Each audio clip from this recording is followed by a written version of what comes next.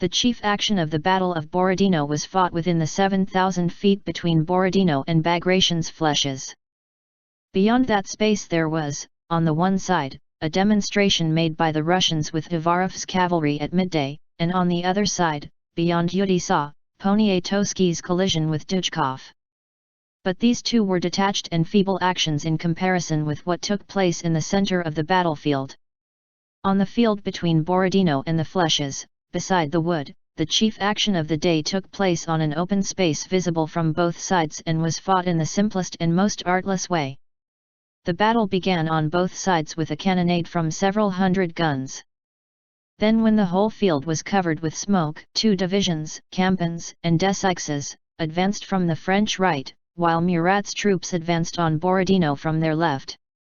From the Shevardino redoubt where Napoleon was standing the fleches were 2/3 of a mile away, and it was more than a mile as the crow flies to Borodino, so that Napoleon could not see what was happening there, especially as the smoke mingling with the mist hid the whole locality. The soldiers of Dessaix's division advancing against the fleches could only be seen till they had entered the hollow that lay between them and the fleches. As soon as they had descended into that hollow, the smoke of the guns and musketry on the fleches grew so dense that it covered the whole approach on that side of it. Through the smoke glimpses could be caught of something black, probably men, and at times the glint of bayonets. But whether they were moving or stationary, whether they were French or Russian, could not be discovered from the Shevardino redoubt. The sun had risen brightly and its slanting rays struck straight into Napoleon's face as, shading his eyes with his hand, he looked at the fleches. The smoke spread out before them, and at times it looked as if the smoke were moving, at times as if the troops moved. Sometimes shouts were heard through the firing, but it was impossible to tell what was being done there.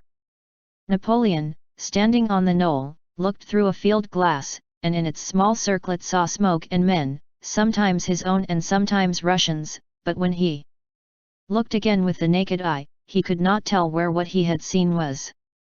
He descended the knoll and began walking up and down before it. Occasionally he stopped, listened to the firing, and gazed intently at the battlefield. But not only was it impossible to make out what was happening from where he was standing down below, or from the knoll above on which some of his generals had taken their stand, but even from the fleches themselves, in which by this time there were now Russian and now French soldiers. Alternately or together, dead, wounded, alive, frightened, or maddened. Even at those fleches themselves it was impossible to make out what was taking place.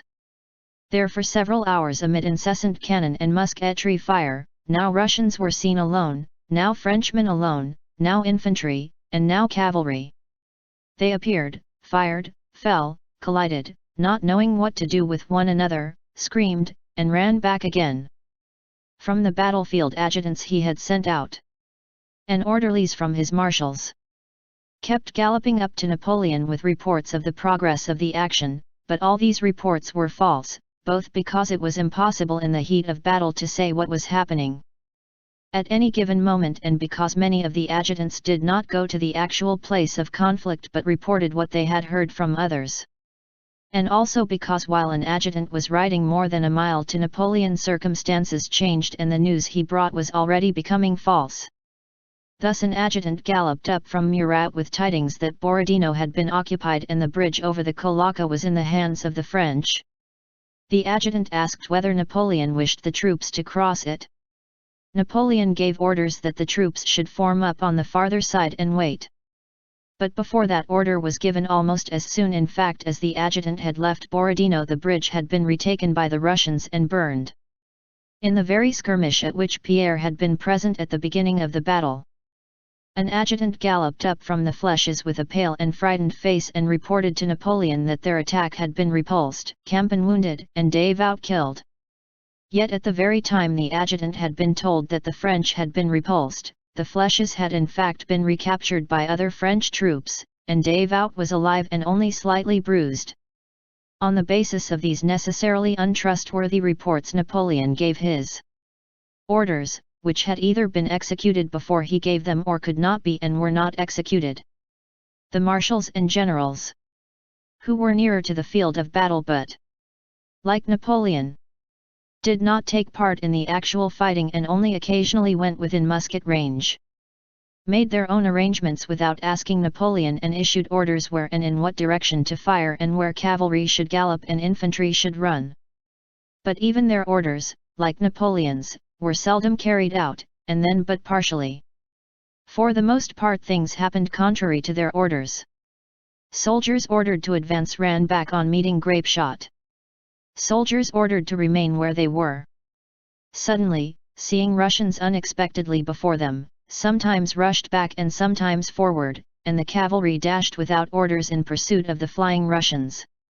In this way 2 cavalry regiments galloped through the Semenovsk hollow and as soon as they reached the top of the incline turned round and galloped full speed back again. The infantry moved in the same way, sometimes running to quite other places than those they were ordered to go to. All orders as to where and when to move the guns, when to send infantry to shoot or horsemen to ride down the Russian infantry, all such orders were given by the officers on the spot nearest to the units concerned, without asking either Davout or Murat, much less Napoleon. They did not fear getting into trouble for not fulfilling orders or for acting on their own initiative. For in battle what is at stake is what is dearest to man, his own life, and it sometimes seems that safety lies in running back, sometimes in running forward. And these men who were right in the heat of the battle acted according to the mood of the moment. In reality, however, all these movements forward and backward did not improve or alter the position of the troops. All their rushing and galloping at one another did little harm. The harm of disablement and death was caused by the balls and bullets that flew over the fields on which these men were floundering about. As soon as they left the place where the balls and bullets were flying about, their superiors, located in the background, reformed them and brought them under discipline, and under the influence of that discipline led them back to the zone of fire, where under the influence of fear of death they lost their discipline and rushed about according to the chance promptings of the throng.